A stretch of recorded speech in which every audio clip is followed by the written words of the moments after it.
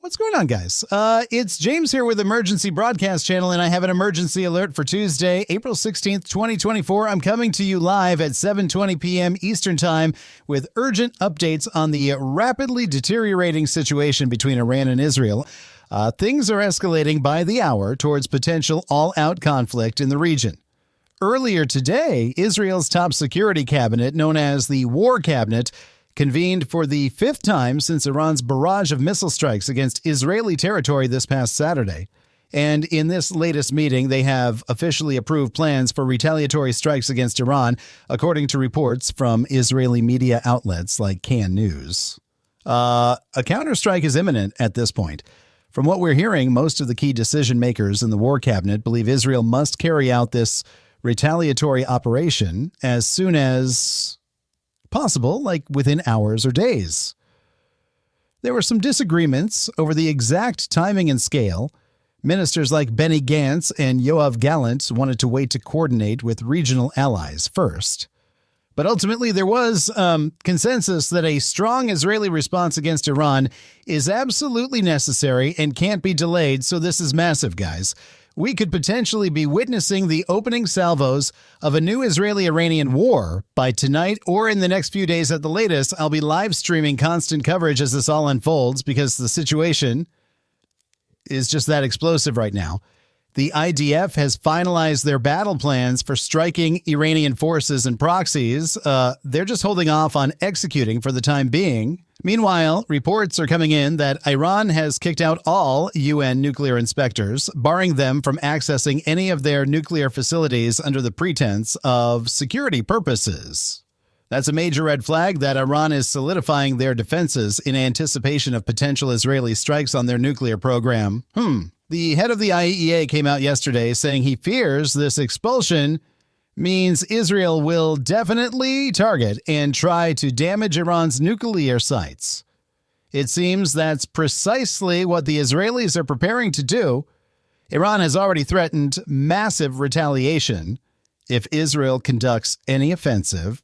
So in their calculus, they might as well hit Iran's nuclear capabilities while they can, before Iran can fully fortify. Escalating the situation even further, Iran's foreign minister stated on a call with his Egyptian counterpart that they have prepared a massive retaliatory force of 1,500 ballistic missiles of various types.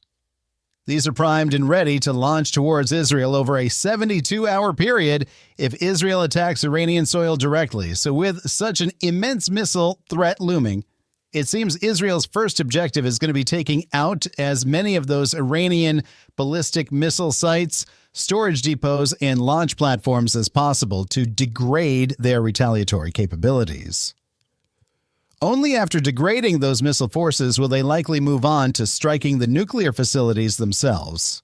I think we're about to witness one of the largest Israeli military operations in decades against Iran's missile forces, air defenses, radars, and quite possibly their nuclear infrastructure too, if they deem it an existential necessity.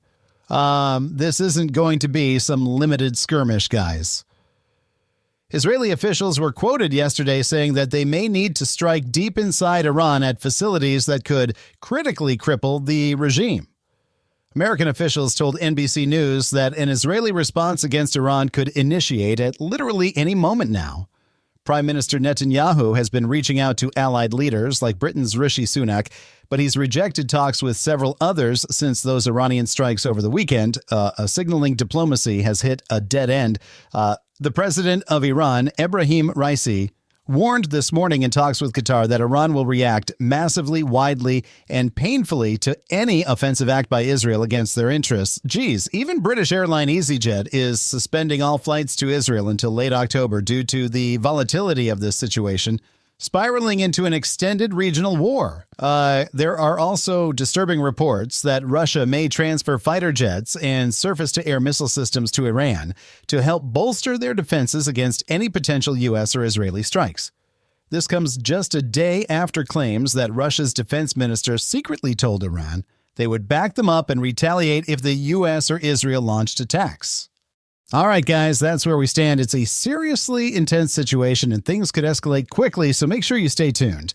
Hit that subscribe button and ring the bell so you don't miss any updates. I'll be keeping a close eye on everything, and we'll bring you the latest as it happens. Stay safe, stay informed, and I'll catch you in the next video. Thanks for watching, guys. Take care.